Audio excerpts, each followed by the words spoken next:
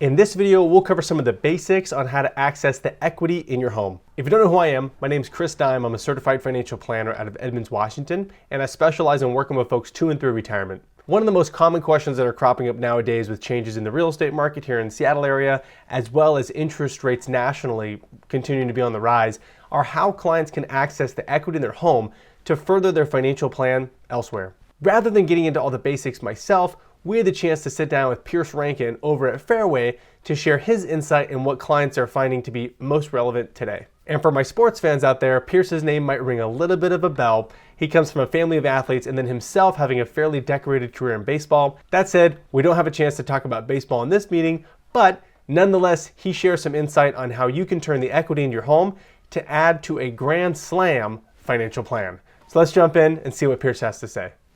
Hey, Pierce, thanks for making time today to share some knowledge with us. I guess maybe you can start by introducing yourself and sharing a little bit about the team and the type of work you do.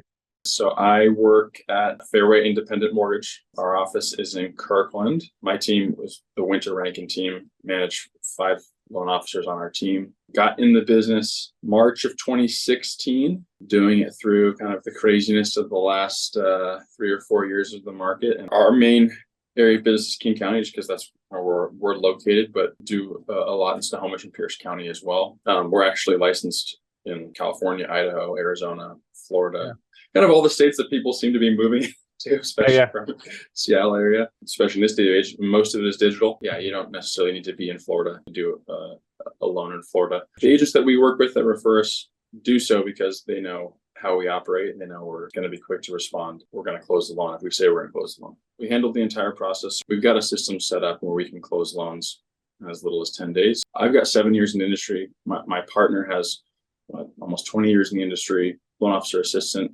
She has over 20 years in the industry. So it's like seen a lot of scenarios. So when my client's talking with us, we're able to quickly get them approved and set up on here's how much you're going to be able to qualify for. Okay, so let's start super simple. High level overview. How would you define equity as it pertains to property ownership? Equity is defined as the difference between the debt that you owe in the house and what it's worth. There's some nuance to that, but that's pretty tried and true. Okay, so next question from a stability standpoint, does equity always go up? Does equity always go up? If you're looking on the long game, yes, kind of that pattern is up. There are blips in there where, if you bought in 2007 and tried to sell in 2010, your equity didn't go up. Your equity doesn't matter until you have to sell or you decide to sell. It's kind of an emotional feeling of like, my house value has gone down. That doesn't change anything. Your payment's still the same. You still have to make your house payment, whatever that is. And it's not until you have to sell. And it's just more of an emotional conversation. I'm trying to navigate people through that. Yep, it has. Just keep going to work, keep making your payment. It's a long game. Okay, so let's say local housing market prices fall and I just recently bought a home, so now I'm underwater in my property. What does that mean? Upside down means that the value of your house is less than what you owe on it, which happened to a lot of folks 2008, 9, 10, where, their equity of their house dropped. They just kept making their payment. Come out the other side, 2012, 13, 14, the equity returned. Problem becomes when you go upside down and then you sell, or you have to sell because of a job, job problems, whatever it is. And that's where you get into a situation of what's called a short. That would be a short sale. If you had to sell your house for a price and you owed more on that house than that price, that's a short sale. Okay, so let's say someone is not underwater. They've owned their house for a few years now. They've seen some appreciation in equity. What are some of the options for them where they can use the equity in their home to further their financial plan? So there's 3 main ways to access the equity in your home. Those 3 ways are, the first and the most common up until recently has been a cash out refinance. Okay. Second is a home equity loan. And the third is a home equity line of credit. So let me just start with the first, which is a cash out refinance. Let's say you bought a house in 2016 and you bought it for $500,000 and you put 20% down. The loan was $400,000. Between 2016 and now, your house has gone from $500,000 to $800,000. You could do a cash out refinance where you replace that loan, you pay that off, and then you get extra cash out on top of that. One of the requirements in doing that is you maintain 20% equity in your home. If your house is now worth $800,000, 20% equity or 80% of that number would be 640. So that means you have a $400,000 loan and you replace it with a $640,000 loan. 400,000 goes to pay off your old loan, and then you get that extra 240,000. So you're taking out a loan over and above what you currently owe on the house, and you get that difference. There's a lump sum. Now there's closing costs in there that you usually get paid with that, so you wouldn't necessarily get the full 240 in that example. But that loan amount over and above what the payoff of your underlying mortgage was, you get that in cash, and it's just boom, lump sum. Now you have a new mortgage.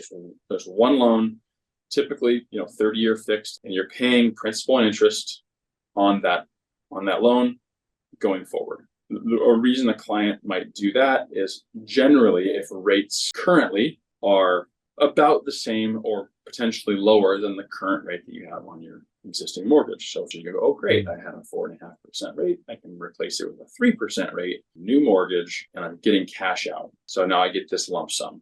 You start paying principal and interest on that mortgage right away. Let's say for whatever reason, they don't want to touch the existing loan on their property. Maybe the interest rates are really low, but they need cash. What are some of the options they have? The last two options, the home equity loan and the home equity line of credit, don't touch your first mortgage. They leave it alone. It stays the same. So for instance, let's just use that same example. Let's say you bought a house for $500,000 and you put 20% down, so you have a loan of $400,000. The rate that you got on that might still be probably in the mid threes. So you have a super low rate on your mortgage. Well, rates right now around 7%, roughly double probably what rates were a year ago. So you go, okay, well, I've got a screaming deal on my rate currently, and I don't want to replace that with a rate that's higher. So we're just going to leave that alone, and we're going to get a second mortgage that goes on top of that. It's called second lien positions, and that's just an entire separate loan. It's an entirely separate payment. They're not commingled. You make your payment on your first mortgage, and you also have your payment on your second mortgage. Typically, they're fixed rate. Oftentimes, folks do that, and that kind of makes sense when clients know they have a defined amount of money that they need, where it's like, I'm doing a remodel, and I need $200,000. Boom, $200,000 loan, lump sum. Here you go. Okay, so cash out refi and home equity loan both involve setting up new loans with a financial institution, whether you're replacing the whole loan in the case of a cash out refi, or you're creating a new loan on top of your existing loan via home equity loan. And those are probably all going to be 30-year commitments if they're doing a classic, 30-year fixed rate. What if someone only has a short-term need for cash and they're expecting a large cash influx in the next few months, so they don't need to have a 30-year long, grace period to pay back that loan? What are some options there? The third one is a home equity line of credit. How that's different, it's similar to the home equity loan in that it's a second mortgage. You do not touch your first, but it is exactly how it sounds. It's a line of credit. So a line of credit is you could get a line of credit up to that $240,000 amount in that example we're talking about, but you use it as you need it and you pay on it as you use it. So for instance, if you get that line of credit established, boom, $240,000. If you don't touch it, it just stays there at a zero balance. It's just a line of credit. But you can plot chunks at a time, 50 grand here, 20 grand here, 20 grand here, up to that limit until you've used all that up. There's more flexibility. So most clients use that when there's kind of not a defined amount that you need. Okay, so cash out refi and home equity loan both have a fixed interest rate where you're paying back the classic, 30-year repayment schedule, or that 30-year amortization schedule. What about a home equity line of credit? Are those rates fixed? So lines of credit are typically variable. They move with what rates are doing. So most lines of credit are tied to the prime index. Current prime rate is 8%.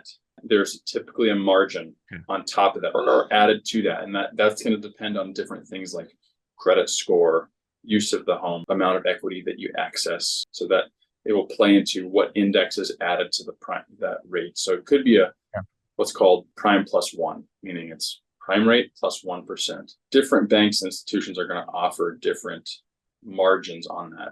Typically, the first 10 years is what's called the draw period, meaning you can draw on it, pay it off, draw on it, pay it off, draw on it, pay it off for 10 years. And then after that, it starts going into the repayment phase, which means you have to start repaying on it. Okay, so I don't imagine all these financial institutions are going to do all this for free. So what are the costs that go into doing home equity loans, cash out refis, and HELOCs? Typically, the cash out refinance is going to be a little bit more costly just because it's a little bit more involved because you're paying off the first mortgage. The home equity line of credit and the home equity loan, there's still going to need to be title work done. There's probably going to need to be an appraisal to verify the current value of the home. There's probably going to be some sort of processing or underwriting cost for the institution that's doing the loans. And is there a cost to maintain a home equity line of credit? What's that? Typically, there is a yearly cost for whatever institution you're using. It could be between $75 to $200 a year. Okay, so let's say someone's in the initial stages of planning to use the equity in their home. They have a need for some cash, but they're not quite sure, which strategy makes the most sense. How much equity are they allowed to borrow in any of these strategies altogether?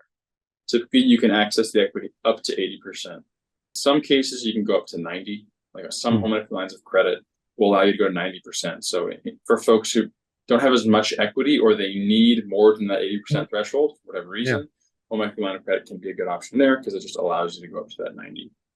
Now, what might have an impact is just the total dollar amount that you're taking out, whether the home equity loan or the line of credit.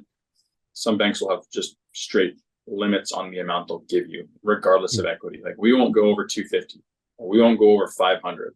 Even if you have a ton of equity, they just cap the amount that they'll give you. So that might come into play.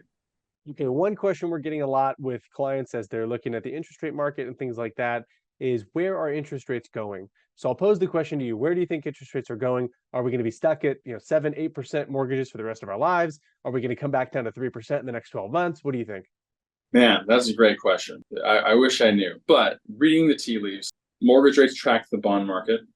Mortgage rates also typically track inflation. Inflation is bad for mortgages. As inflation goes up, mortgage rates go up. What the Federal Reserve is trying to do, without stating it, is they're trying to put the economy into a recession because it's got so inflated and it's run so hot, which was partly their fault, but we won't get into that. That's why they've been just jacking interest rates up so quickly over the last 10 months. So most economists forecast that we're going to be in a recession, maybe fourth quarter of this year, maybe first quarter of next year. A recession is defined as 2 consecutive quarters of negative GDP growth. Historically, every single time the economy goes into a recession, mortgage rates start to fall. Our expectation is that at some point in the next 12 to 24 months, we're going to see mortgage rates come down. And frankly, we've seen mortgage rates trend down in the events of this whole banking crisis, which started with Silicon Valley. Trending down might look like this. Thanks for sharing your wisdom with us today, Pierce. I'll link your information below in the description. If people have questions, they want to reach out and make contact. Otherwise, have a great rest of your week, and we'll talk to you later. Bye. Thanks, Chris.